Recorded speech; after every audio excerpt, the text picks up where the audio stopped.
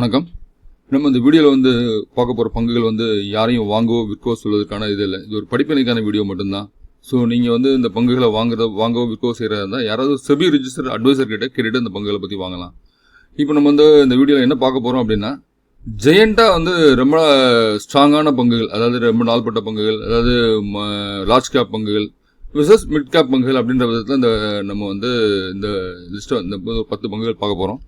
அதில் வந்து நம்ம 10 பங்குகள் எடுத்திருக்கோம். அதில் செலக்ட் பண்ணி அந்த 10 பங்குகளுக்கு ஒரு இது லார்ஜ் கேப் பங்குகளுக்கு பட்டாசு பங்குகளுக்கும் பங்குகள் பேரும் மிட் கேப் பங்குகளுக்கு புஸ்வானம் பங்குகள் அப்படின்ற பேரும் நம்ம வந்து இந்த செலெக்ஷனுக்கு வச்சுருக்கோம். இது ரெண்டுத்தையுமே வந்து ஒரு 5 பங்குகள் நம்ம எடுத்து இந்த 5 பங்குகளை நம்ம ஸ்க்ரீனில் பார்க்க போகிறோம். இந்த 5 பங்குகள் அடுத்த ஒரு 3 மாதத்துலேருந்து ஒரு 6 மாத காலத்துக்கு என்ன வளர்ச்சி இருக்கும் அப்படின்றத நம்ம வந்து என்ன பெர்சன்டேஜில் வந்து வளர்ந்துருக்கும் அப்படின்றதையும் ஒரு இது இந்த இதுலேருந்து ஒரு 3 மாதம் கழிச்சு நம்ம வீடியோ ஒரு செக்மெண்ட்டில் வீடியோவாக நான் போடுறேன். எந்த துறை எவ்வளோ வளர்ந்துருக்கு, என்ன மாதிரி இருந்திருக்கு அப்படின்றத நம்ம வந்து இதில் பார்க்கலாம். ஸோ இப்போ ஃபஸ்ட்டு வந்து நம்ம பட்டாசு பங்கு லிஸ்ட்டை நம்ம எடுத்துக்கலாம். அதில் வந்து ஒரு 5 பங்குகள் நம்ம பார்க்க போகிறோம். அதில் ஃபஸ்ட்டாக வந்து நம்ம பார்க்க போகிற பங்குகள் பார்த்தோம் அப்படின்னா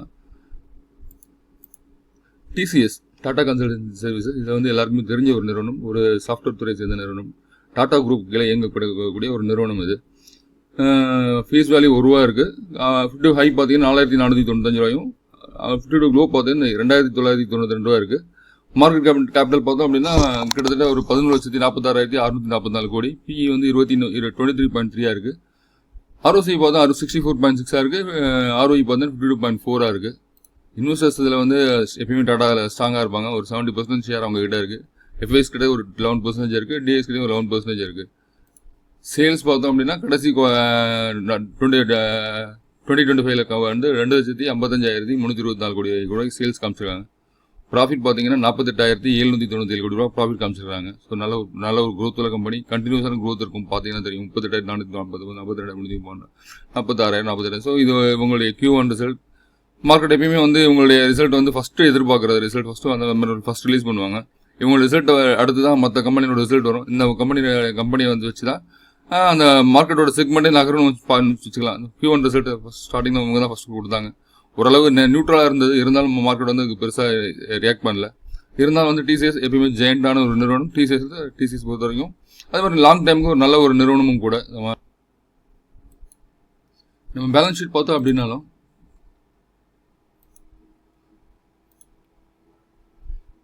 டிவிடன் பார்த்தீங்க அப்படின்னா கண்டினியூஸாக டிவிடன் கொடுக்குற வருஷத்துக்கு ஒரு 4 தடவை டிவிடன் கொடுப்பாங்க. இந்த வருஷமே பார்த்தீங்கன்னா 4 டிவிடன் கொடுத்துருக்காங்க. 66 ஒரு தடவை கொடுத்துருக்காங்க, 10 ரூபா ஒரு தடவை கொடுத்தாங்க, 30 ரூபா ஒரு தடவை, 11 ரூபா ஒரு தடவை கொடுத்துருக்காங்க. கண்டினியூஸாக க்ரோத் இருக்கிற நிறுவனம், கண்டினியூஸாக டிவிடன் கொடுக்குற நிறுவனம். அதே மாதிரி கிட்டத்தட்ட ஒரு 5 வருஷத்துக்கு 4 வருஷத்துக்கு ஒரு தடவை போனஸ் கொடுக்குற நிறுவனமும் கூட நல்ல நிறுவனம் அப்படின்னு எடுத்துக்கலாம். ஸோ நம்ம வந்து இரண்டாவது பார்க்க போகிற நிறுவனம் ஐடிஎஃப்சி ஃபர்ஸ்ட் பேங்க் அப்படின்ற ஒரு பேங்கிங் துறையை சேர்ந்த ஒரு நிறுவனம். ஸோ இது கிட்டத்தட்ட இந்த 71 ரூபா 88 ரூபா 90 ரூபாலேருந்து போயிட்டு இந்த 71 ரூபா 80 ரொம்ப நாள் இங்கேயே இருக்குது. இது இங்கேருந்து நகர்ந்தது அப்படின்னு ஒரு பெரிய லெவலில் மூவ் இருக்கும் அப்படின்னு எதிர்பார்க்குறோம். ஸோ இது வந்து ஐடிஎஃப்சி ஃபர்ஸ்ட் பேங்கோட இது மார்க்கெட் கேபிட்டல் பார்த்தீங்கன்னா ஒரு 52,652 கோடி இருக்குது. ஸ்டாக்கோட பிஇ வந்து 40.5 இருக்குது. அதே மாதிரி ஸ்டாக்கோட ஃபேஸ் வேல்யூ 10 ரூபா இருக்குது. ப்ரைஸ் டு ஏர்னிங் 40.5, டெப்ட் டு ஈக்விட்டி 7.97 இருக்குது. ஆர்ஓசி பார்த்தீங்கன்னா 6.22 இருக்குது. ஆர்ஓஇ வந்து 4.21 இருக்குது. அது இன்வெஸ்டர் சைட்டில் வந்து எல்லாமே ஃபுல் அண்ட் ஃபுல் உங்களோட இது வந்து எஃப்ஐஎஸ் கிட்ட வந்து மூவ் ஆயிருக்கு. எல்லாம் உங்களோட இது வந்து ப்ரொமோட்டர்ஸ் கிட்ட ஹோல்டிங் இல்லை. எஃப்ஐஎஸ் கிட்ட கிட்டத்தட்ட வந்து 24%, டிஎஸ் கிட்ட 24%, பப்ளிக் கிட்ட ஒரு 42% மூவ் ஆயிருக்கு. ஸோ இந்த வங்கியை சேர்ந்தது. ரெவன்யூ பார்த்தீங்க அப்படின்னா 2025 36,502 கோடி காமிச்சிருக்காங்க. நெட் ப்ராஃபிட் பார்த்தீங்க அப்படின்னா 1,490 கோடி ரூபா காமிச்சிருக்காங்க இந்த கடைசி இதில். ஸோ இவங்க வந்து பேங்கிங் துறையில் இருக்கிறனால கண்டிப்பாக கடன் இருக்கும். ஆனால் இதை வாங்கி தான் வந்து வட்டிக்கு கொடுப்பாங்க. அவங்க ஆர்டி வாங்கி இன்ட்ரெஸ்ட் கொடுப்பாங்க.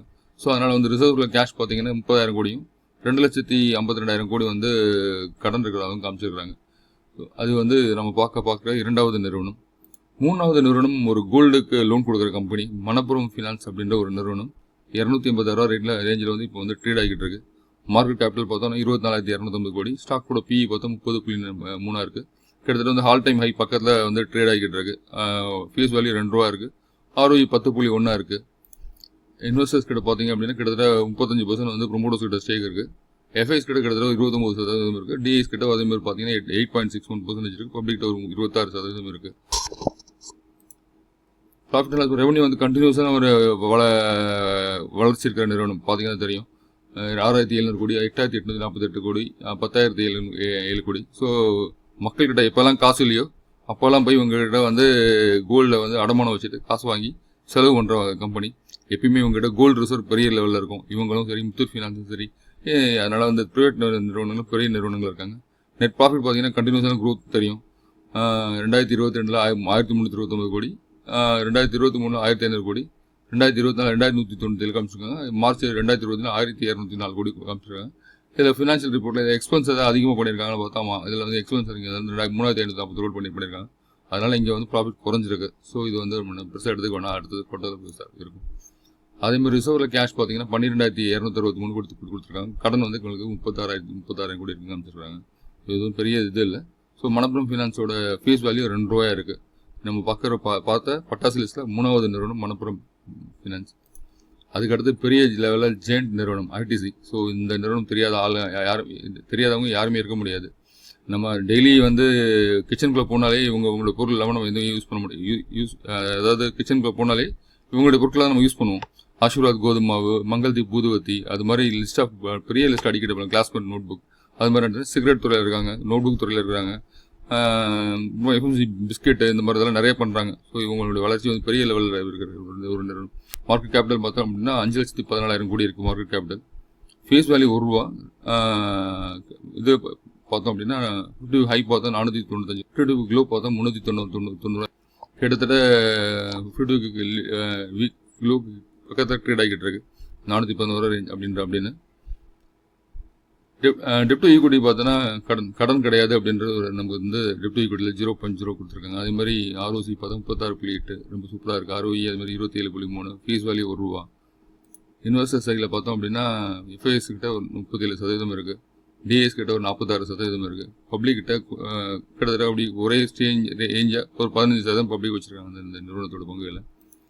அதே மாதிரி சேல்ஸும் கண்டினியூஸாக க்ரோத் இருக்கும். உங்களுக்கு பார்த்தீங்கன்னா 67,000 கோடி போன வருஷம் காமிச்சிருக்காங்க. இந்த வருஷம் 75,000 கோடி காமிச்சிருக்காங்க. அதே மாதிரி கன்சன்ட்ரேட்டான ஒரு ப்ராஃபிட் க்ரோத் இங்கே இந்த எகிரி இருக்குது. 2024 20,000 கோடி காமிச்சிருக்காங்க. 2025 35,000 கோடி காமிச்சிருக்காங்க. ஸோ பெரிய வளர்ச்சி இருக்குது. ஆனால் ஸ்டாக்கோட இதில் மூவ்மெண்ட் பெருசாக இல்லை. எப்போ வேணால் அந்த பங்கு வந்து வெடிச்சாலும் பெரிய லெவலில் வந்து பங்கு மூவ்மெண்ட் ஆகும். அதே மாதிரி பேலன்ஸ் ஷீட்டில் வந்து பார்த்தோம் அப்படின்னா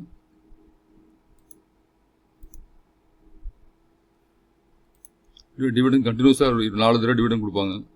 2025 பார்த்தீங்கன்னா 6,500 ஒரு தடவை 2020 2 தடவை கொடுத்துருக்காங்க. இது வரைக்கும் 2024 2 தடவை கொடுத்துருக்காங்க. 6,500 ஒரு தடவை 750 கொடுத்துருக்காங்க. இந்த வருஷம் ஒரு 2 தடவை கொடுத்துருக்காங்க. 650 755 கொடுத்துருக்காங்க. போனஸ் வந்து பார்த்தீங்கன்னா 2014 ஒரு தடவை போனஸ் 2க்கு 1 கொடுத்துருக்காங்க. 2010 1க்கு 1 போனஸ் கொடுத்துருக்காங்க. 2005 2க்கு 1 போனஸ் கொடுத்துருக்காங்க.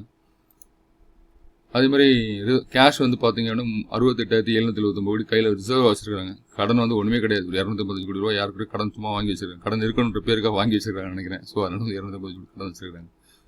அது வந்து 4வது நிறுவனம். பெரிய ஜெயின் நிறுவனத்தில் இது 4வது நிறுவனம் எடுத்துக்கலாம். 5வது நம்ம டாடா கம்பெனியோட இன்னொரு இது டாடா மோட்டர்ஸ். ஸோ இதை பற்றி நியூஸ் கண்டினியூஸாக வந்துகிட்டே இருக்குது. இப்போ கூட வந்து கமர்ஷியல் வெஹிக்கலையும் பேசஞ்சர் வெஹிக்கலையும் தனித்தனியாக பெரிய போகிறாங்க. இந்த 707 ரூபான்றது 2 ஸ்பிளிட் ஆகும். யாரெல்லாம் அந்த பங்கு வாங்கி வச்சிருக்காங்க ரெண்டு பங்குகளாக மாறும். ஸோ இப்போ வந்து ஃபேஸ் வேல்யூ ₹2 இருக்குது, 707 இருக்குது. ஆல் டைம் ஹை பார்த்தீங்கன்னா ₹1,000. ஆல் டைம் லோ பார்த்தீங்கன்னா ஆல் டைமில் 50 ஹை பார்த்தீங்கன்னா ₹1,000, 50 லோ பார்த்தீங்கன்னா ₹536. ROC 20 இருக்குது, ROE பார்த்தீங்கன்னா 28.1 இருக்குது. மார்க்கெட் கேபிட்டல் பார்த்தீங்கன்னா 2,60,000 கோடி ஒரு கேபிட்டல் கொண்ட ஒரு நிறுவனம். பெரிய லெவலில் வந்து அவங்க வந்து இப்போ வந்து EV வெஹிக்கிளில் கான்சன்ட்ரேட் பண்ணுறதுனால EV வெஹிக்கிள் ஜாகர் அந்த மாதிரி EV வெஹிக்கிள்ஸ் வந்து அதிகமான சேல்ஸ் வரும் அப்படின்னு எதிர்பார்க்குறேன். அது இல்லாமல் ஜிஎஸ்டியோட குறைப்பு வந்து கார் வாங்குறவங்களுக்கு அதாவது மிடில் ரேஞ்ச் ஃபேமிலிஸ்க்கு வந்து ரொம்ப ஒரு வரப்பிரசாதமாக இருக்கும். அடுத்து வந்து இந்தியாவில் வந்து மிடில் கிளாஸ் ரேஞ்சில் உள்ள ஃபேமிலிஸ்லாம் வந்து கார் வாங்கினா சூஸ் பண்ணுற ஒரு 4-5 நிறுவனங்கள் இருக்குது. அதில் வந்து ஃபஸ்ட்டு மாருதி இருக்கும், அதுக்கு 2வது டாட்டாவாக இருக்கலாம், 3வது வந்து ஹூண்டாயாக இருக்கலாம், 4வது வந்து பார்த்தீங்கன்னா மஹேந்திரா. ஸோ இந்த மாதிரி 4-5 நிறுவனங்கள் இருக்குது. அதில் எப்படி இருந்தாலும் காரணம் போனால் இந்த 4 கண்ணுக்கு ஃபஸ்ட்டு தெரிஞ்சோன்னா டாடா மோட்டர்ஸ் கண்ணுக்கு தெரியும். அதுக்கடுத்து தான் மீதி எல்லா நிறுவனங்களும். அந்த டாடா நிறுவனம் சூஸ் பண்ணால் இவங்கள்ட்ட அது மாதிரி வேரியன்ஸ் நிறையா இருக்குது. டாடா EV வெஹிக்கிள்ஸே கிட்டத்தட்ட இப்போ ஒரு 6-7 இது போட்டிருக்காங்க. அதில் ஒரு 4-5 வந்து ஃபெமிலியராகவும் இருக்குது. இன்வெஸ்டர் சைடில் பார்த்தோம் அப்படின்னா ப்ரொமோட்டர்ஸ் கிட்ட ஒரு 42% ஸ்டேக் இருக்குது. FIS கிட்ட பார்த்தீங்கன்னா 17% இருக்குது. டிஎஸ் கிட்ட கிட்டத்தட்ட 16% இருக்குது. ஸோ கிட்டத்தட்ட ஒரு பெரிய ஸ்டேக் வந்து அவங்க 2 பேர்கிட்ட இருக்குது, ப்ரொமோட்டர்ஸ் கிட்ட இருக்குது. மக்கள்கிட்ட பார்த்தோம் அப்படின்னா பப்ளிக்கிட்ட ஒரு 23%, கன்சன்ட்ரியாக வந்து 21%, 22, 23 அவ்வளோதான் அந்த பேட்டர்ன் இருக்குது. ப்ராஃபிட் அண்ட் லாஸ் பார்த்தீங்கன்னா சேல்ஸ் பார்த்தீங்க அப்படின்னா 4,34,016 கோடி, 4,39,695 கோடி. ஸோ கடைசி 2 வருஷத்தில் அதே மாதிரி இது பார்த்தீங்க ப்ராஃபிட் அண்ட் லாஸ் பார்த்தீங்க அப்படின்னா போன வருஷம் 31,807 கோடி காமிச்சிருக்காங்க. இந்த வருஷம் 28,143 கோடி. அதுக்கு முந்தின வருஷம் ஒரு 2,690 கோடி காமிச்சிருக்காங்க. அதுக்கு முன்னாடி மைனஸில் இருந்திருக்கு. ஸோ அதை வந்து பாசிட்டிவ் சைடில் கொண்டு வந்திருக்காங்க. பெரிய வளர்ச்சியும் காமிச்சிருக்காங்க. அடுத்து வரவங்கள இந்த இவி வெஹிக்கிள் ப்ளஸ் ஜிஎஸ்டியோட இது வந்து உங்களுக்கு பெருசாக இருந்து பெரிய வளர்ச்சி இருக்க வாய்ப்பு உண்டு. ஸோ இது வந்து நம்ம பட்டாசத்தில் பார்த்தோம் 5 பங்குகள். அடுத்து வந்து நம்ம வந்து புஸ்வானம் லிஸ்ட்டில் ஒரு 5 பங்குகள் பார்க்க போகிறோம். அந்த பங்குகள் எப்படி இருக்கும், அதனுடைய க்ரோத் எப்படி இருக்கும் அப்படின்றதையும் நம்ம வந்து இந்த வீடியோவில் பார்க்க போகிறோம். புஸ்வானம் பங்குகள் லிஸ்ட்டில் வந்து ஃபஸ்ட்டு பார்க்க போகிறது பிஜி எலக்ட்ரோ ப்ளஸ். இவங்க வந்து ஒரு கன்சூமர் டியூரபிள் ஐட்டம் வந்து ரெடி பண்ணுற ஒரு இதில் இருக்காங்க. ரெடி பண்ணி கொடுத்து அவங்க பேரில் வந்து மற்ற நிறுவனங்கள் பேரில் வந்து இவங்க ரெடி பண்ணி கொடுப்பாங்க. இவங்க வந்து அந்த மாதிரி துறை ஏசி, ஃப்ரிட்ஜு, வாஷிங் மிஷின் இது மாதிரி ஒரு எலக்ட்ரிக் துறையில் இருக்காங்க. ஸோ இவங்க வந்து ஃபீஸ் வேல்யூ பார்த்தா ₹1 இருக்குது. ஃபிஃப்டி ஹை பார்த்தா ₹1,055, ஃபிஃப்டி லோ பார்த்தா ₹465 இருக்குது. மார்க்கெட் மிட் கேப் நிறுவனம் இது. 16,225 கோடி கொண்ட ஒரு நிறுவனம். டெப்ட் ஈக்விட்டி 0.14 இருக்குது. ROCE 19.4 இருக்குது. ROE பார்த்தீங்கன்னா 14.9 இருக்குது. ஸோ அது இன்வெஸ்டர்ஸ் சைடில் பார்த்தீங்க அப்படின்னா கிட்டத்தட்ட ஒரு 43% ஸ்டேக் வந்து இன்வெஸ்டர்ஸ் கையில் இருக்குது. எஃப்ஐஎஸ் கிட்ட ஒரு 13% இருக்குது. டிஐஎஸ் கிட்ட கிட்டத்தட்ட ஒரு 18% இருக்குது. பப்ளிக் கிட்ட அது மாதிரி 25% இருக்குது. ப்ராஃபிட் அண்ட் லாஸ் பார்த்தீங்க அப்படின்னா 2022 கொஞ்சம் வளர்ச்சி இருக்கிற மாதிரி தெரியுது. 1,112, 2,160, 2,746, 4,870 கோடி காமிச்சிருக்காங்க. அதே மாதிரி இங்கேயும் கன்சல்டன்ஸாக க்ரோத் வந்து இருக்குது. ஸோ 135, 288, 270 கோடி சொல்லி க்ரோத் இருக்குது. இந்த கம்மிங் இயர் என்ன வருஷம் என்ன இது கொடுக்க போகிறான்னு தெரியல. அதை பொறுத்த அவங்களுடைய நகர்வுகளே இருக்கும். கேஷ் ரிசர்வில் பார்த்தீங்கன்னா 2,800 கோடி ரூபா கேஷ் ரிசர்வ் வச்சுருக்காங்க. 384 கோடி ரூபா கடன் இருக்குது. ஸோ கார்பரேட் ஆக்ஷனில் பார்த்தோம் அப்படின்னா இப்போ டிவிடன் வந்து பெரிய லெவலில் டிவிடன் கிடையாது. வரும் 25% டிவிடன் கொடுக்குறாங்க. அந்த டிவிடன்லாம் ஒன்றும் இது கிடையாது. ஸோ ஸ்டாக்கோட வளர்ச்சி மட்டும் இருக்காது நம்ம பார்க்கணும். 570 ரூபா போட்டு வந்து ட்ரேட் ஆகுது. ஸோ இதை வந்து நம்ம வந்து வாங்கணும். இந்த பங்கை வாங்கணும் அப்படின்னா ஒரு நீண்ட காலத்து வச்சுருந்தா இந்த பங்கு வந்து யூஸ் ஆகுமா, நல்ல ரிட்டர்ன் கொடுக்குமா அப்படின்றது மட்டும் தான் அந்த நிறுவனத்தை பார்க்க முடியும். ஃபேஸ் வேல்யூ ₹1 இருக்குது. ஸோ இதை பங்குகளை பிரிக்க முடியாது. ஸோ இது ஒரு இதில் இருக்குது. ஸ்ப்ளிட்டிங் வர வாய்ப்பு இல்லை. ஏற்கனவே ஸ்ப்ளிட் பண்ணியிருக்காங்கன்னு தெரியுது. ஸோ அதனால் வந்து இந்த நிறுவனம் பொறுத்த வரைக்கும் வளர்ச்சி கொடுத்ததுன்னா எந்த அளவு வளர்ச்சி போகும் அப்படின்றத நம்ம வந்து க்ரோத் இதில் வந்து நம்ம கணக்கெடுத்துக்க வேண்டியதான். நம்ம பார்க்க புஸ்வானம் நிறுவன பங்குகளில் பிஜி எலக்ட்ரிக் ப்ளஸ் முதல் நிறுவனம். அடுத்து நம்ம பார்க்க போகிற நிறுவனம் ஒரு ஃபர்டிலைசர் துறையை சேர்ந்த ஒரு நிறுவனம், பாரதிப் பாஸ்பேட் அப்படின்ற ஒரு நிறுவனத்தை நம்ம பார்க்க போகிறோம். இன்வெஸ்டர்ஸ் பார்த்தீங்கன்னா 56% ப்ரொமோட்டர்ஸ் கிட்ட இருக்குது.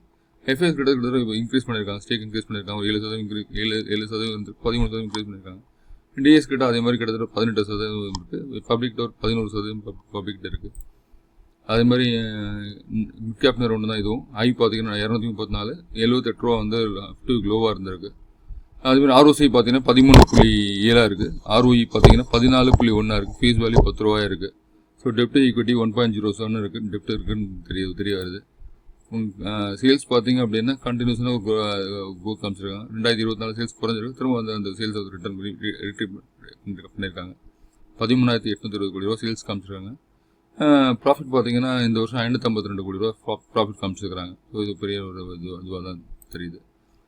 அதே மாதிரி ரிசர்வில் பார்த்தீங்க அப்படின்னா 3,262 கோடி ரூபா வந்து ரிசர்வில் இருக்குது. கடன் பார்த்தீங்கன்னா 4,358 கோடி இருக்குது. ஸோ வந்து கடனுக்கும் கையில் கேஷுக்கும் பார்த்தீங்கன்னா ஒரு 1000 கோடி வந்து கடன் அதிகமாக இருக்கிற மாதிரி தெரியுது.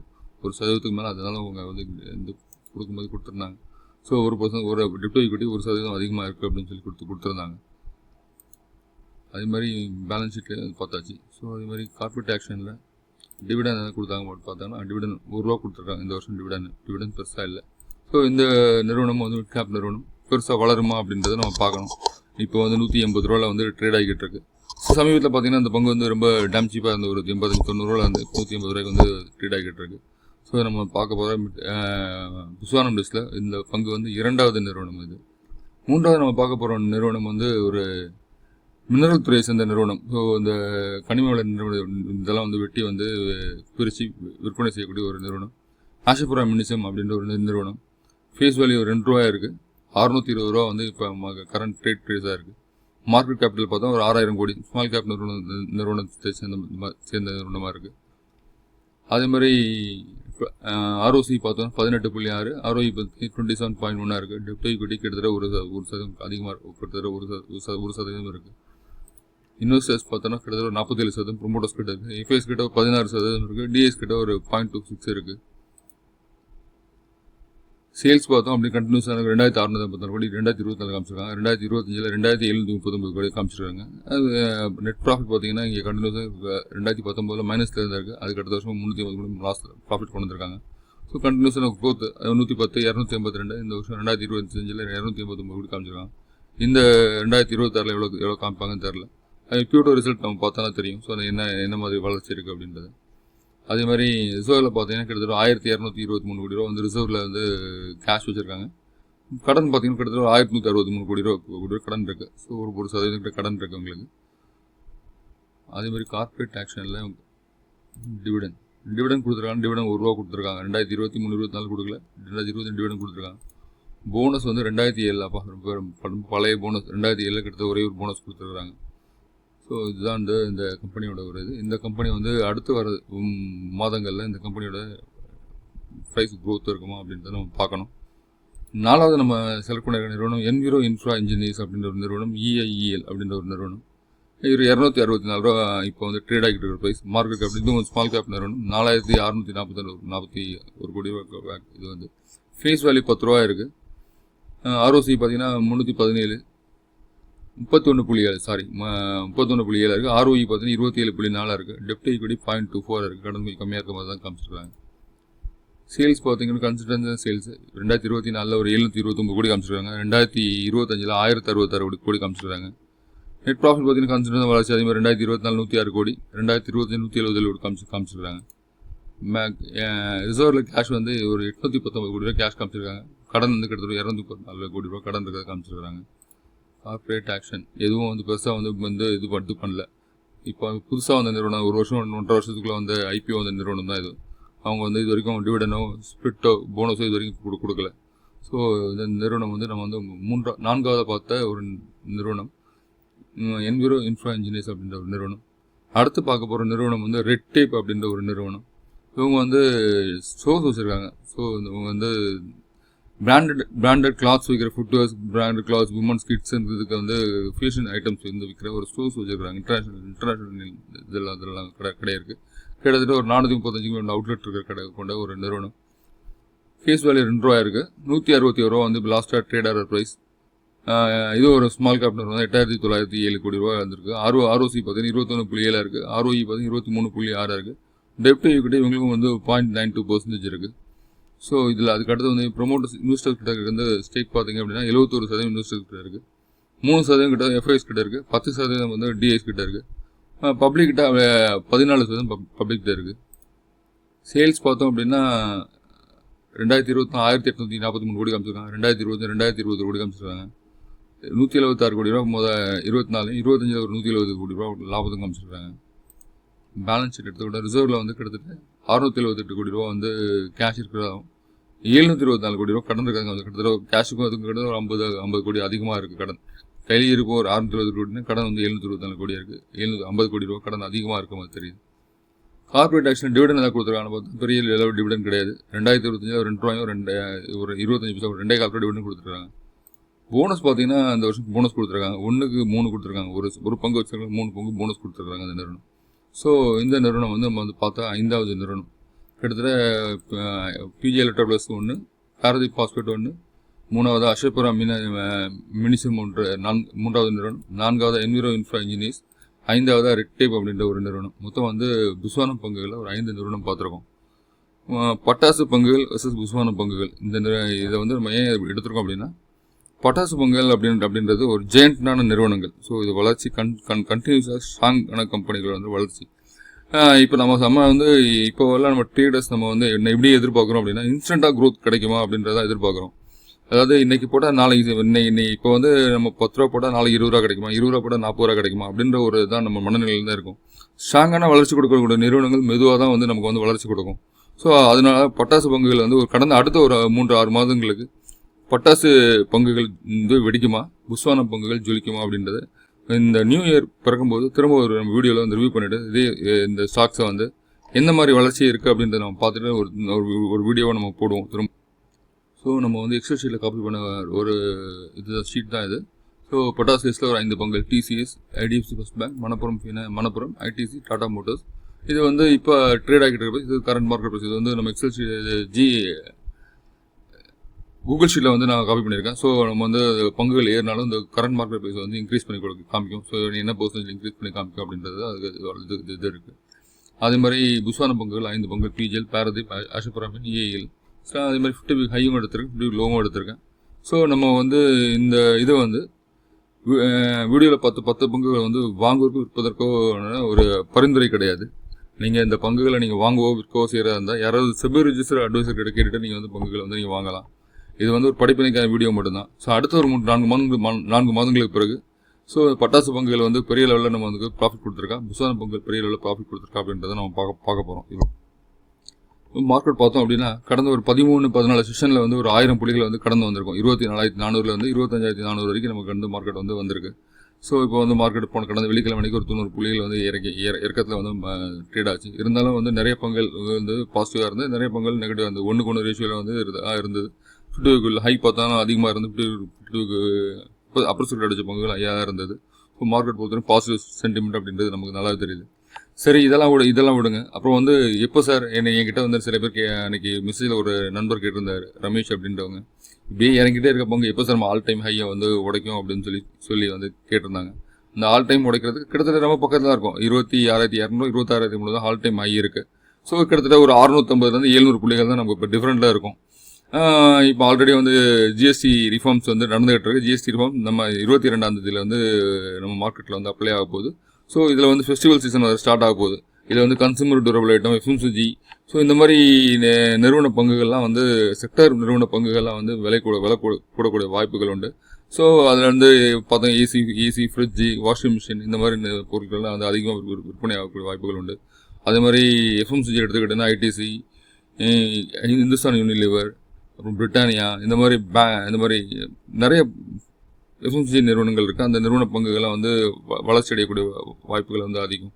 அதே மாதிரி பார்த்தோம் அப்படின்னா நம்மளோட இந்திய பங்கு சந்தை வந்து அடுத்த ஒரு 3-4 மாதங்களுக்குள்ள, அதாவது இந்த வருஷ கடைசிக்குள்ளே எடுத்துக்கலாமே, ஆல் டைம் ஹையை வந்து இந்த அக்டோபர் 15ஆம் தேதிக்குள்ளே உடைக்கக்கூடிய வாய்ப்புகளும் உண்டு. தீபாவளி சீசனுக்குள்ளே உடைக்கக்கூடிய வாய்ப்புகளும் உண்டு. அப்படி இல்லை அப்படின்னா கடந்து போச்சு அப்படின்னா கண்டிப்பாக வந்து நியூ இயர்க்குள்ளே வந்து ஆல் டைம் ஹையை கட் பண்ணி வந்து நம்ம வந்து கிராஸ் பண்ணி போயிட்டே இருப்போம். சென்சஸ் கிட்டத்தட்ட வந்து நியர்லி பை 1 lakh அப்படின்னு கிட்ட வந்து ட்ரேட் ஆகக்கூடிய வாய்ப்புகள் உண்டு. அடுத்த year start 2026 April new year அப்போ கிட்டத்தட்ட நம்ம சென்சஸ் 1 லட்சம் தாண்டி தான் நம்ம ட்ரேட் நடக்கும் அப்படின்னு எனக்கு தோணுது. அதே மாதிரி நிஃப்டியை பொறுத்த வரைக்கும் கிட்டத்தட்ட ஒரு 26,300 ஆல் டைம் ஹை. கிட்டத்தட்ட அடுத்த வருஷம் ஏப்ரலில் அந்த செஷனில் வந்து பார்க்கும்போது ஒரு 27,000 27,500 கிட்ட நம்ம நிஃப்டி ட்ரேட் ஆகக்கூடிய வாய்ப்புகள் உண்டு. ஸோ மார்க்கெட் வந்து எங்கேயும் போகாது. மெதுவாக நல்ல பங்குகளாக செலக்ட் பண்ணி வாங்குங்க. நல்லபடியான பங்குகள் நல்ல ரிட்டர்ன் கண்டிப்பாக நம்ம மார்க்கெட்டில் கொடுக்கும், ஒன்றும் பிரச்சனையே கிடையாது. அதே மாதிரி நீங்கள் செலக்ட் பண்ணுற பங்குகள் வந்து என்ன மாதிரி பங்குகள் அப்படின்றத உங்ககிட்ட கையில் இருக்குது. அதே மாதிரி டெய்லி வந்து சில பேர் என்ன பண்ணுவாங்கன்னா இன்றைக்கி 10% ஏறிச்சு, 12% ஏறிச்சு விற்றுட்டு வாங்குவாங்க. அந்த ஒரு பங்கை வந்து நீங்கள் லாங் டைமில் ட்ராவல் பண்ணும்போது அந்த பங்கு வந்து பர்சன்டேஜ் வைஸ் பார்த்தீங்கன்னா அதிகமாக கொடுக்கும். நீங்கள் வந்து 7%, 5% விற்றுட்டு வெளியே வந்தீங்க அப்படின்னா அந்த நிறுவனம் கொடுக்கக்கூடிய வாய்ப்புகளை நீங்கள் தவற விடுறீங்கன்னு தான் அர்த்தம். இப்போ வந்து எக்ஸாம்பிள் எடுத்துக்கோங்க, பாரதீப் எடுத்துக்கோங்க. இந்த பாரதீப் அப்படின்ற பங்கு கிட்டத்தட்ட ஒரு 85 ரூபாயிலேருந்து ட்ராவல் ஆகி வந்தது. எனக்கு தெரிஞ்ச வரைக்கும் 249 ரூபா 230 வரைக்கும் ட்ராவல் ஆகி வந்தது. ஸோ இப்போ நம்ம வந்து 85 ரூபாய்க்கு வாங்கினவங்க என்ன பண்ணுவாங்க, 110 ரூபா வரும் விற்றுருப்பாங்க. அதுக்கடுத்து 110 ரூபா விற்ற பிறகு என்ன பண்ணுவாங்க, அது ஐயோ இங்கேருந்து இப்போ 130 ரூபா வாங்கி 150 ரூபாய்க்கு விற்றுருப்பாங்க. 150 ரூபாய் வாங்கி விற்றவங்க கிட்ட 170 ரூபாய்க்கு திரும்ப பார்த்தவங்க இங்கே அங்கே 170 ரூபாய் வாங்கிருப்பாங்க. திரும்பி 185, 180 ரூபாய் விற்றுருவாங்க. ஆல்ரெடி ஹையில் இருக்குது, 10% கிடைச்சா போதும் சொல்லி விற்றுட்டு வெளியே வந்திருப்பாங்க. கிட்டத்தட்ட நீங்கள் அந்த பொட்டன்ஷியல் பார்த்தீங்கன்னா இருக்கிற பொட்டன்ஷியல் ஒரு 3-4 மாதத்தில் அவங்க இழந்த பர்சன்டேஜ் பார்த்தீங்கன்னா ஒரு 100% ஏறிச்சுன்னா 50% அவங்களோட இழப்பு இருக்கும். அந்த பங்கில் விற்று வாங்கியிருப்பாங்க, 50% அதில் போயிருக்கும். ஸோ அப்படியே கண்டினியூஸாக ட்ராவல் பண்ணவங்களுக்கு அந்த பர்சன்டேஜ் அப்படியே அவங்களுக்கு லம்பாக கையில் இருக்கும். டிஃப்ரெண்ட் அதுதான். ஸோ ஒரு பங்கு வாங்கினீங்க அப்படின்னா அது லாங் டைம் ட்ராவல் பண்ணுற மாதிரி பாருங்கள். ஒரு குறைஞ்சபட்சம் ஒரு 2-3 மாதமாக அந்த பங்கு நம்ம கையில் இருக்கணும். அதே மாதிரி பார்த்தோம் அப்படின்னா ஷார்ட் டைமில் ஒரு 20%, 25% கொடுத்தோன்னா அப்போ அந்த நம்ம பங்கு நல்லா ரிட்டர்ன் கொடுத்துருன்னா விற்று வெளியில் வந்துட்டு திரும்ப வேறு பங்குகள் பக்கம் போகலாம். இது வந்து நம்ம ஸ்டாக் மார்க்கெட்டில் வந்து ஒரு பொண்ணான ஒரு இது. எவ்வளோ தூரத்தில் நம்ம வந்து பங்குகளை வந்து நம்ம லாங் டைமில் ட்ராவலுக்கு வச்சுருக்கோமோ அந்தளவு ரிட்டர்ன் கொடுக்கக்கூடிய வாய்ப்புகள் உண்டு. விப்ரோ, டைட்டன், எம்ஆர்எஃப் இது மாதிரி பங்குகள் அடிக்கிட்டே, இன்ஃபோசிஸ் இந்த மாதிரி பங்குகள் அடிக்கிட்டே போகலாம். அவங்கெல்லாம் பங்குகள் வாங்கி வச்சுருக்கலாம். கிட்டத்தட்ட கோடிக்கணக்கான ரூபாய் வந்து இன்றைக்கி கையில் காசாக வச்சுருப்பாங்க.